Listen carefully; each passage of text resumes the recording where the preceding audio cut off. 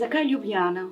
Zakaj to zaspano mesto, ki je postalo prestolnica neodvisne države komaj pred 30 leti, ki se jo da prehoditi v uri in pol, ne da bi se bilo treba bog ve kaj podvizati, in katere ime, z izjemo ene same črke, pomeni Ljubljana. Ker se je tukaj rodila, ker je bil to dolga časa njen dom, mesto, kjer je bilo vse znano in domače, njen kraj na svetu.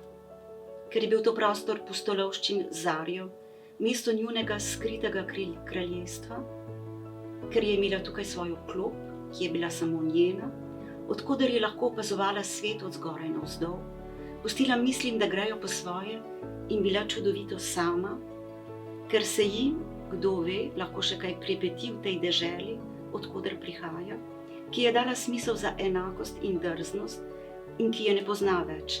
Sprememba sistema in pehanje za profit imata seveda pri tem glavno besedo. Ker Plečnik? Ali ker je enostavno daleč od vseh in še posebej od moškega, ki jo je zapustil kot staro srajco, ki jo je imel predolgo na sebi in je naenkrat ne mara več. In ker je tukaj nebo, vstane in se približa oknu, bolj nizko kot kjerkoli drugje, danes na vsak način ne bi moglo biti nižje in bolj brezbrižno. Sredi teh vprašanj se oglasi telefon in seveda ni François, ni treba čakati njegovega klica neumnica trdoglava, ampak Marko. Noče je motiti, kliče samo zato, da vpraša, če kaj potrebuje in če je vse v redu. Ja, vse v redu, le da je to stanovanje še zmeraj preveliko zame. Res? Še zmeraj? Še zmeraj.